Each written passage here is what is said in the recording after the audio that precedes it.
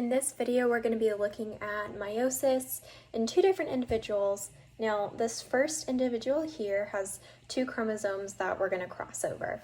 Their first chromosome, Mij, centromere KLHG. Their second chromosome, GHLK, centromere JIM. And we'll recognize that this chromosome is the same as this chromosome but flipped 180 degrees, and we'll take a look at this more closely.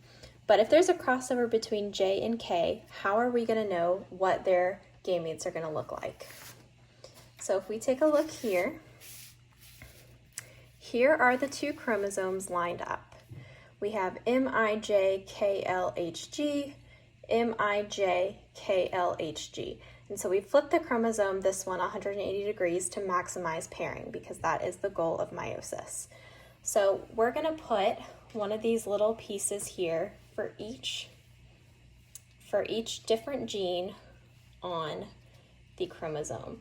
And we'll match them up so the colors match the genes.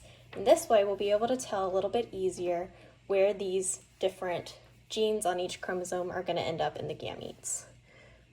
We know that the goal of meiosis is to split these chromatids into 4 viable gametes. So let's see if that happens here.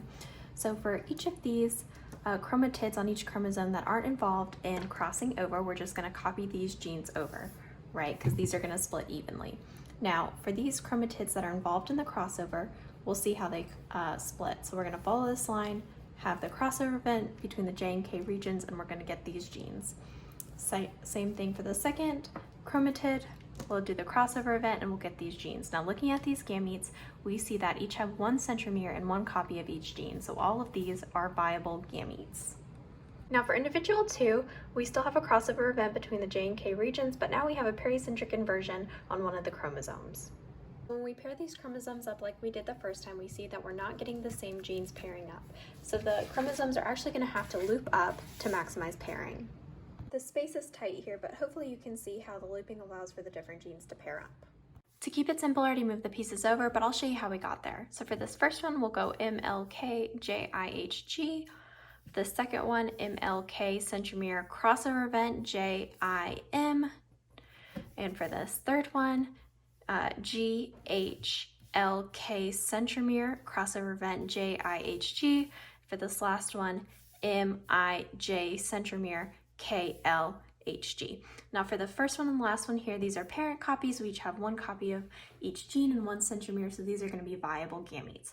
Now for these middle ones, this first one here, we have the deletion of the HG gene and the duplication of the M gene, and this one we have duplication of the HG gene and deletion of the M gene. So these two are going to be non-viable. So this second individual is going to be less fit than the first one because half of their gametes are non-viable.